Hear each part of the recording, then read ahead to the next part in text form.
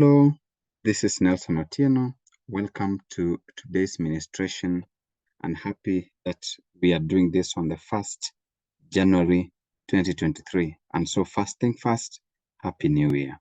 Today's ministration has its focus on the book Matthew 16 and 19, and you'll realize that here Jesus speaks and says that I will give you the keys of the kingdom of heaven. What you prohibit on earth will be prohibited on heaven, and what you permit on earth will be permitted in heaven. When you look at the prelude, what the discussions that came before the declaration by Jesus, you realize that there were some conversations that are really important if we start focusing on them. So the context is in Caesarea Philippi. This is a place that had been rebuilt by Herod, the king. And of course, the king then had made this place to conspicuous, and as part of its kingdom, that was just on the northern part of Galilee. So at one time, Jesus speaks to his disciples and asks them a question that perhaps might interest all of us. He says that, what do people say I am? A question that goes to the personal identity of Jesus. And I'm wondering why Jesus, whose ministrations had been documented in the book of Matthew, all the way from Matthew 11 to 15, had not brought up a question about his identity. You see, when someone tells you that this is who I am, or asks you who you are, they are interested in your personal identity.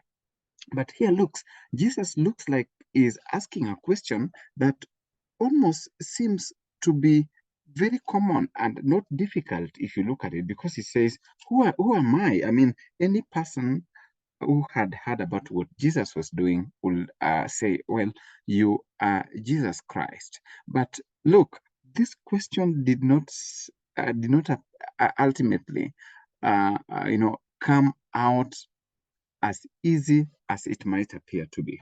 Because the easiest answer would have been, you are Jesus Christ. Look, this is such an easy question. But look at what the disciples told Jesus.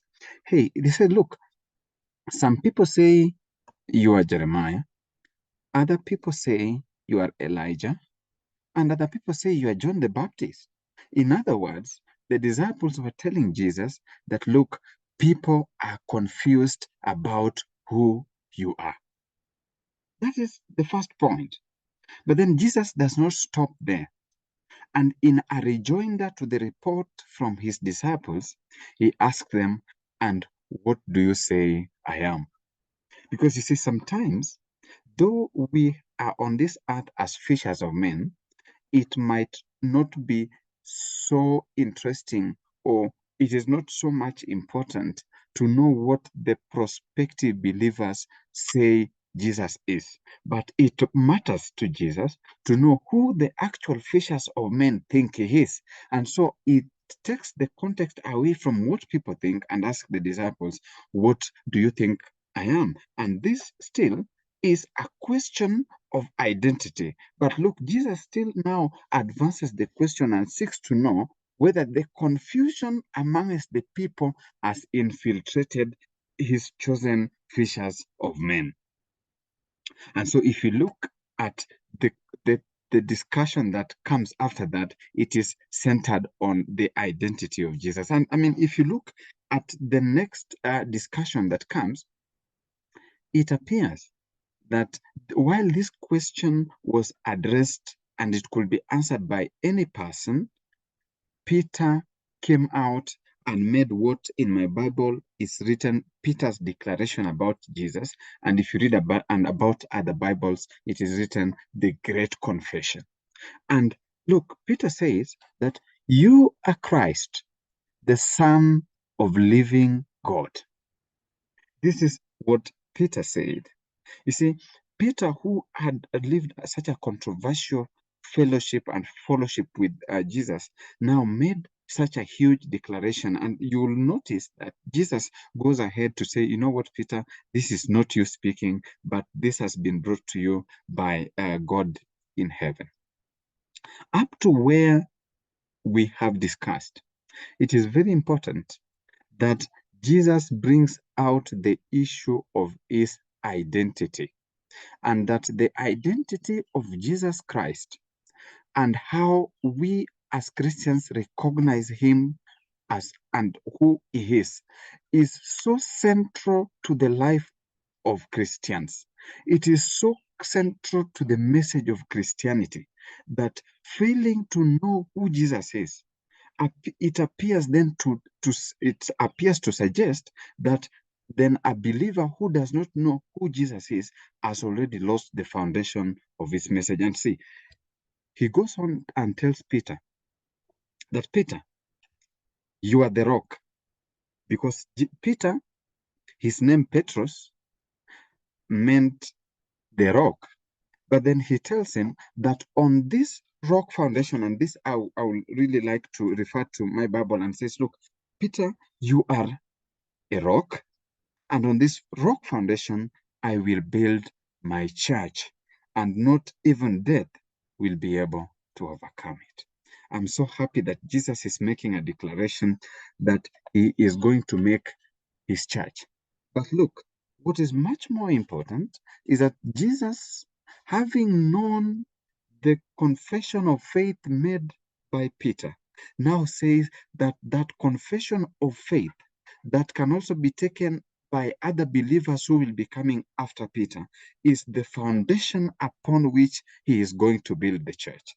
And this is the crux of today's ministration, that Jesus is saying that I am going to build my church. I am happy about this declaration that Jesus is building his church. But the much more important and the foundational issue is that Jesus is building his church on a foundation which is the confession of the faith in Jesus Christ. Fellow Christians, if we take the message as it is today and take the message of Christianity with Jesus and his identity at the center, if we speak about Jesus with the focus not being on ourselves but on his teaching, then we are already advancing the cause of Jesus to build his church, and at the same time, we are taking part in opening the keys of the kingdom of heaven in people's hearts. So this ministration of today is a reminder that we are not working for Jesus, but we are working with him, and in that working relationship, we already have his teachings, the confession of faith, as the keys that we use to get into people's hearts so that we can open the gates of people's kingdoms in their hearts. It is my prayer that this year, 2023, will be a year where we claim the keys, where we take the keys to people's hearts so that we can make the great confession by words of mouth and our actions, so that we can reach as many people as possible, so that we can be kingdom seekers and we can ensure that we establish the dominion of Christianity amongst the world. May this ministration work in you all throughout the year so that you can become a better Christian, a better fisher of men, and a co-worker with Jesus Christ. Thank you. May God bless you and have a prosperous 2023.